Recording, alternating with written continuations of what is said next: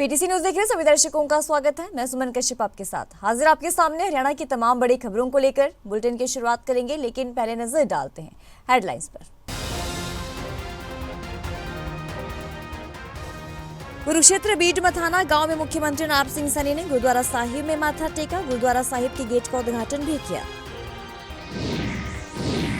Robert Vadra के बयान पर मंत्री अनिल विज का पलटवार, कहा ईडी है निष्पक्ष एजेंसी, बिना मतलब के नहीं बुलाती। हरियाणा सरकार के खेल सलाहकार संदीप पराशर से खास बातचीत, का खेल मंत्री प्रदेश में खेलों में बड़ा स्ट्रक्चर खड़ा करना चाहते हैं। पुनाना में अवैध कॉलोनियों पर चला बुलडोजर, 6 शोरूम किए जमींदोज, भारी पुलिस बल तैनात।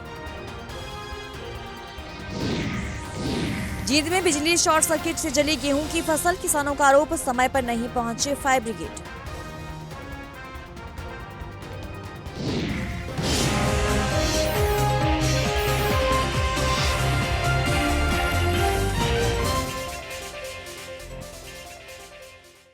और अब खबरें विस्तार से। कैबिनेट मंत्री अनिल विज ने कांग्रेस पर निशाना साधा और कहा कि कांग्रेस आखिरकार क्या चाहती है कि इस देश में लूटपाट हो और उन पर कुछ कार्रवाई ना हो। आगे कहा कि जब कुछ मामला है तभी ईडी कार्रवाई कर रही है। ईडी बिना मतलब कुछ नहीं करते और ना ही बुलाती है। ईडी निष्पक्ष एजेंसी है, इस देश में सब बराबर है। दरअसल ईडी की कार्रवाई पर रॉबर्ट वाड्रा का बयान सामने आया था। उन्होंने कहा था कि जितना ये मुझे तंग करेंगे मैं उतना ही मजबूत होकर निकलूंगा। इस बयान पर हरियाणा के कैबिनेट मंत्री अनिल विज ने पलटवार किया है।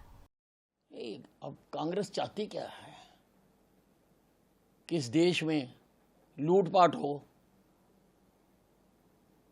डाके डाले जाएं और कोई एजेंसी उन पर कार्रवाई ना करे। कांग्रेस ये चाहती है। कुछ है मामला, सबके सामने है नेशनल हेड का मामला, और तभी ईडी उसकी जांच कर रही है। और जांच कर रही है तो ईडी सजा नहीं देती है। ईडी तो चार्जशीट बना के कोर्ट में पेश करती है और वहां पर कोर्ट फैसला करता है कि अब ठीक हो या नहीं हो। आज तक किसी भी चोर ने ये नहीं माना कि मैंने चोरी की है। अगर क्रेज ऐसे ही बढ़ाना है तो और चोरियां करो, और केस बने, फिर ईडी छापा मारे, फिर आप कोर्ट में जाओ, फिर तो वो दूसरा तरीका है। अगर ऐसे ही अपनी मशहूरी बढ़ानी है, भाई साहब, ईडी बिना मतलब नहीं बुलाती, कुछ होता तो बुलाती है। इतना बड़ा देश है, जिनके ऊपर कोई मामले होते हैं उन्हीं को बुलाती है ईडी, और ईडी निष्पक्ष एजेंसी है। हरियाणा सरकार के स्पोर्ट्स एडवाइजर संदीप पराशर ने पलवल के निर्माणाधीन जिला स्तरीय खेल परिसर का भौतिक निरीक्षण किया और इसके साथ ही जिले के अन्य खेल स्टेडियमों का भी दौरा किया। जिला खेल और युवा कार्यक्रम अधिकारी से रिपोर्ट लेकर स्थिति से रूबरू भी हुए। तो पंचकुला से हरियाणा सरकार के खेल सलाहकार संदीप पराशर ने हमारे संवाददाता गुरुदत्त गर्ग से खेल विस्तृत बातचीत की और ये कहा कि सरकार और हमारे खेल मंत्री प्रदेश में खेलों में बहुत बड़ा स्ट्रक्चर खड़ा करना चाहते हैं और वर्ष 2036 में ओलंपिक में प्रदेश के 36 मेडल लक्ष्य तय करके तैयारियां की जा रही है। देखिए, ये जो स्पोर्ट्स कॉम्प्लेक्स जो यहाँ पे डेवलप हो रहा है वो पलवल क्षेत्र में पड़ता है। और अभी माननीय मंत्री जी गौरव गौतम जी का क्योंकि विजन है कि हर जगह स्पोर्ट्स जो है इंफ्रास्ट्रक्चर हो, चाहे खिलाड़ियों की जो प्रतिभा की बात हो, वो सब अव्वल दर्जे की हो।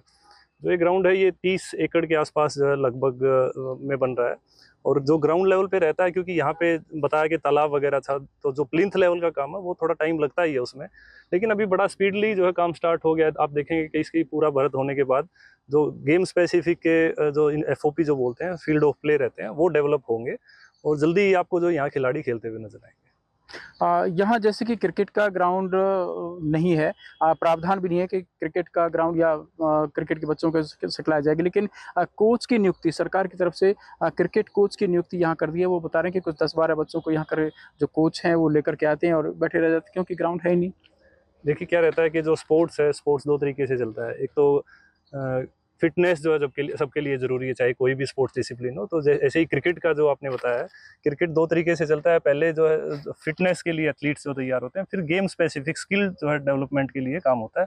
तो स्किल का जब तक टाइम आएगा उन एथलीट्स का, जो यंगर एथलीट्स हैं, 8 साल का बच्चा है, 10 साल का बच्चा है, वो 2 साल के लिए फिटनेस लेवल को एट पार करके फिर जब स्किल का काम आएगा तब तक हमारे ग्राउंड जो है यूज़ करने के लिए रेडी होंगे। जैसे कि हमें जानकारी मिली है कि यहाँ इस ग्राउंड को एथलेटिक्स के लिए स्पेशली बनाया गया है। 10-12 जो गेम है एथलेटिक्स के उसके लिए तैयार किया गया है। लेकिन यहाँ पर जैसे कि स्विमिंग पूल का बताया कि प्रावधान है नहीं, लेकिन स्विमिंग पूल के कोच की यहाँ पर नियुक्ति कर दी गई है। तो इस तरह के जो जहाँ सरकार का स्टेडियम को बनाने में, निर्माण में तो ढिलाई है ही है, साथ साथ सरकार की कुछ इस तरह की नियुक्तियाँ, कहीं स्विमिंग पूल होगा तो वहाँ पर कोच नहीं होगा, लेकिन यहाँ स्विमिंग पूल नहीं है तो कोच की नियुक्ति कर दी है। देखिए, कोच की नियुक्ति का एक रीज़न होता है, जो कोई भी नया स्पोर्ट्स इंफ्रास्ट्रक्चर बन रहा होता है तो वहाँ पर सबसे मेन रहता है कि फिजिबिलिटी देखना होता है। अब ये आपको दिख रहा है, ये ग्राउंड दिख रहा है, लेकिन यहाँ किस किस गेम का जो है स्पेसिफिक यहाँ रिक्वायरमेंट के हिसाब से इम्प्लीमेंटेशन हो सकता है, तो उसका जो पर्टिकुलर नॉलेज रखता है वो गेम स्पेसिफिक कोच रखता है। तो हम जो आप कह रहे हैं कि यहाँ पर अलग अलग कोचेज़ की नियुक्ति की गई है जिसका ग्राउंड या फिर जिसके एथलीट्स अभी नहीं है, उसका रीज़न ये है कि जो स्पोर्ट्स इंफ्रास्ट्रक्चर यहाँ पे डेवलप होने जा रहा है उसकी फिजिबिलिटी देखने के लिए हमें कोच की रिक्वायरमेंट रहती है, क्योंकि गेम स्पेसिफिक का नॉलेज उसी को रहता है कि किस गेम पे किस इंफ्रास्ट्रक्चर को डेवलप करना है, जिसके तहत जो है उनको ईजी रहे आगे एथलीट्स को डेवलप करने में।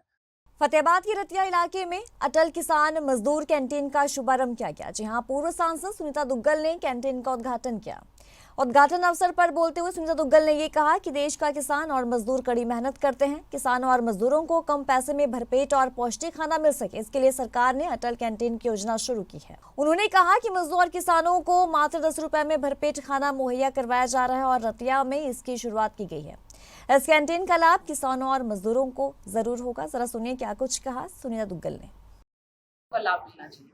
अभी आप देख रहे हैं कि सीजन जो है वो स्टार्ट हो गया है और ऐसे उसमें मेरा परम सौभाग्य है कि अटल किसान मजदूर कैंटीन जो है उसका उद्घाटन करने का मुझे आज सौभाग्य मिला है, क्योंकि जो हमारे किसान भाई हैं, मजदूर भाई हैं, वो दिन रात मेहनत करते हैं और उनको सुकून की बहुत कम जो है उसमें पैसे में और सुकून की रोटी उनको मिल सके, ये सरकार की योजना है। तो इस बात के लिए माननीय मुख्यमंत्री नायब सिंह सैनी जी का भी मैं बहुत धन्यवाद करती हूँ और माननीय प्रधानमंत्री जी का भी धन्यवाद करती हूँ। इससे पहले भी हमें मौका मिला था फतेहाबाद के अंदर भी जो है इस तरह की कैंटीन का उद्घाटन करने का और बहुत अच्छा रिस्पॉन्स उसका मिला है और अब रतिया के अंदर आज इसका उद्घाटन करने का मुझे सौभाग्य प्राप्त हुआ। मुझे बहुत खुशी है इस बात की। देखिए, सरकार की तरफ से जो है कोई परेशानी ना हो, उनकी जो है ठीक तरीके से आवक हो जाए और ठीक तरीके से जो है वहाँ पर कोई पानी वानी की दिक्कत ना हो, तो ये सब सुविधाओं का सरकार जो है वो ध्यान रख रही है। और सभी जो खासकर जो भारतीय जनता पार्टी की हमारी सरकार के जो लीडर्स हैं उनको भी ये ताकीद की गई है, उनको निर्देश दिए हैं कि जगह जगह पर मंडियों में जाकर और वो इस चीज का अवलोकन करें कि हमारे किसान भाइयों को, मजदूर भाइयों को किस तरह की कोई दिक्कत ना हो।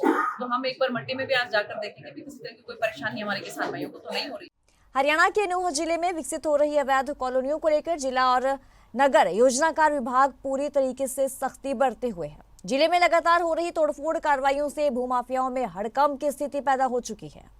बीते 2 दिनों जहां तावड़ू और फिरोजपुर झिरका में अवैध कॉलोनियों पर बुलडोजर ने कहर बरपाया था, वहीं पुन्हाना के पेमा रोड पर करीब 2 एकड़ अवैध कॉलोनी विकसित की गई और मंजिला शोरूमों को ध्वस्त किया गया है। कार्रवाई के दौरान मौके पर कोई विरोध ना हो, इसके लिए पर्याप्त मात्रा में पुलिस बल भी मौजूद रहा। देखिए, आज ये पुराना में जो है एक अनऑथराइज कॉलोनी थी और जो हमने पहले भी जो है 2 बार तोड़ी थी ये, और दोबारा से भी जो है ये काफ़ी बड़े बड़े शोरूम जो है 8-5 जो है शोरूम्स बनाने शुरू कर दिए थे।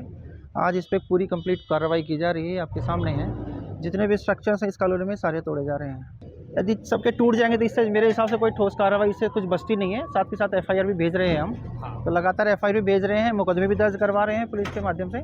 और जो है इस तरह की कार्रवाई जो है मेरे हिसाब से पहली बार हो रही होगी, आपके भी संज्ञान में इस तरह होगा कि इस तरह बड़े बड़े शोरूम जो हैं आज से पहले नहीं तोड़े। इन लोगों को काफ़ी पहले हम समझा चुके हैं, आपके माध्यम से भी काफ़ी प्रचार हमने किया है कि अनऑथराइज कॉलोनियों में कोई भी स्ट्रक्चर, कोई भी अपना पैसा जो है व्यय न करें।